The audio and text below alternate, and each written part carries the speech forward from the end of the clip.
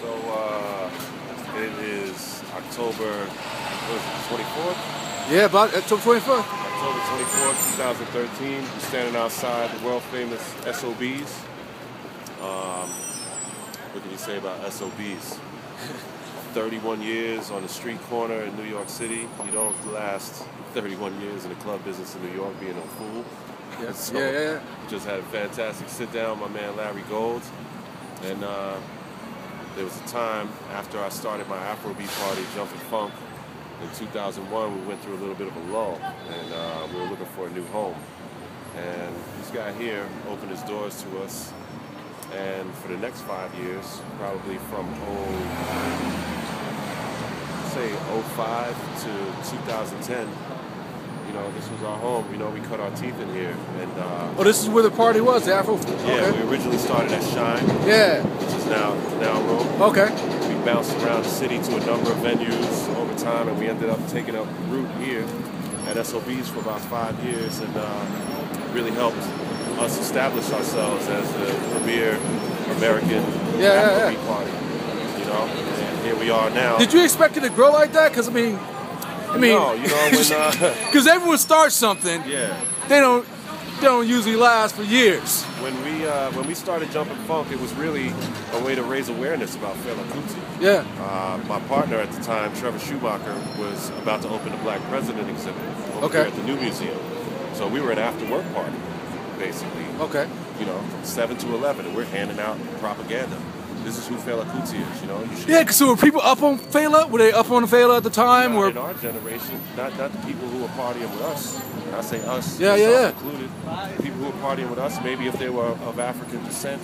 Yeah, I'll maybe be their honest, y'all parents- put me onto it as well as the guys I knew from Ghana or South Africa. Right. They put me onto Some South Africa. African guys, Exactly. It was and like, they got it from their parents. Yeah. It wasn't like it was something they carried around in their iPod Yeah. that they rocked with on a regular basis. So, you know, once people began to realize that Fela Kuti was fundamentally the James Brown of Africa, I'm about to say the same. with a political agenda Yeah.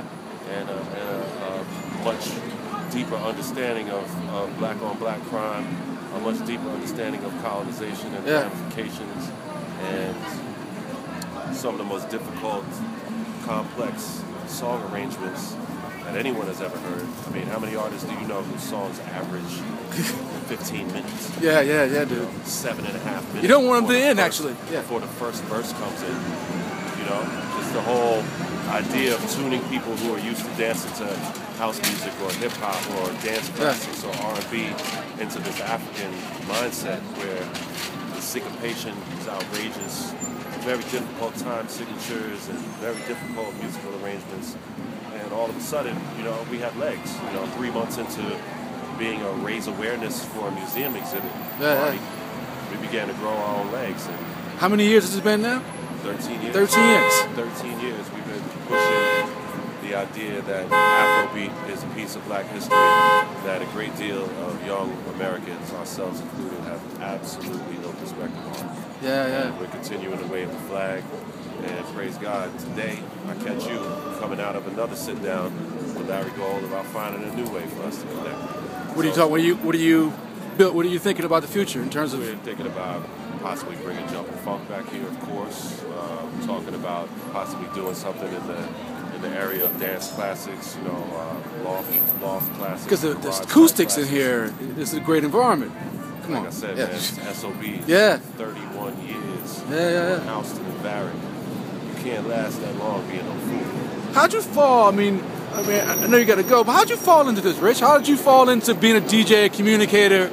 I mean, this Philly, this has been your thing, and just. I'm originally from Lakewood, New Jersey. Okay. I grew up 45 minutes south of Manhattan. I've been a b-boy my whole life. B-boy meaning I was doing graffiti, Yeah. I was DJing, I was dancing, I was on the mic. And kids around my neighborhood I was always a tall kid. Yeah. Kids in my neighborhood that was 3-4 years older than me. You were either dealing drugs, stick-up kid, a tough guy, or you was a b-boy. Yeah. Praise God, I fell into the last one. So I don't know anything. I almost can't see you being nothing but what you are. I remember in the apartment. I mean, I'll be like, so in a weird way, when did you actually know this was, when you knew it was your passion, when did you know it was going to be your calling for life? I knew that I needed to get myself heavily involved in the music business after a couple of Fortune 500 jobs. Basically, you know. So you were actually in Fortune 500 before Absolutely. you... Oh, okay. I played a season of semi-pro ball when I got out of college. I didn't know that. Blew my shoulder out. I was one of those kids that was probably about 5 years away from the league. You know, I wasn't going to go straight to the NBA. I had an Ivy League degree. I didn't know that. Where'd you go? I went to Cornell. I didn't know. I went to Williams. Oh, thanks. Yeah. So, you know, when I got injured, my high school coach, my college coach, my guidance counselors all were at the hospital. They were like, yo, you know, you can't run and jump your whole life. You got a degree in your pocket that people would kill for. A black man with a degree like yours in the business world is a loaded gun. Yeah. You want to move your moms out of that piece of shit house, you're not going to do it. You're playing basketball. And all the companies that you turned down to go play basketball, we called them back. And the offers stand. And that's how I ended up in Philadelphia. Okay. I worked for Procter & Gamble. Great company. Brand building. Great training. Yeah. Taught me how to close the sale. I worked for sold pharmaceuticals for Abbott Laboratories. I had no idea. Okay. And in due time, what I came to realize was that it was too easy. You know, as much as there's merit and a great positive thing to have a fantastic job like that and the benefits and everything that comes with it, I was bored to death. I was doing it with my eyes closed. I wasn't feeling challenged, you know. My athletic career was over.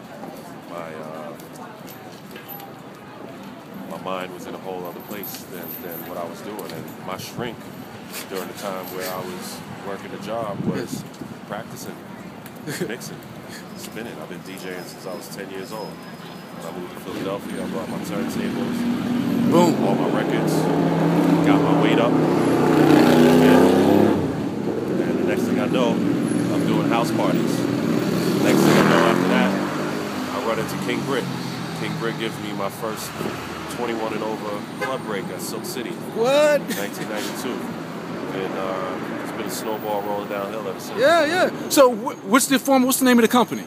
What's the name of your entity? Me? Yeah. My business is Ricardo Grande Music. Dude, amazing story. I had no idea. Yeah, man. So I'm doing what I was put here to do. I like to think. I'm trying to grow and mature my business. Now teaching at Cornell. What? I didn't know that. What are you teaching at Cornell? I teach a class with Professor Steve Pons. If you're not familiar with Steve Pons wrote the Headhunters book, Herbie Hancock. Yeah. Making of the Jazz's first platinum album. I teach a class called Music 2309, Beats, Rhymes, and Life with him. So everything from fundamental DJ technique to the history of hip hop. Yeah. Musicology and sociology, what was going on in politics and in culture at the time when certain records came out. And just designed my first record bag. You know, looking to do a lot more public speaking. Did a TED Talk. Wicked. Okay. You know, so trying to spread out, man. You know, Dina, did you expect all the because at Cornell, not like a lot of people going into music and being DJs. I mean, did you expect, did you hope, did you will it to happen that you actually be where you are today? It's divine intervention, man. You know, you can't predict where God is going to bring you. Gotcha. It's God talking. You know, it's not me. I follow the man's word. The man tells me that this is what I'm supposed to be doing. All the elder men in my family are all men of the cloth, all preachers and public speakers. Yeah. At a time where it was way tougher than it is for us. And you know, the club is my church.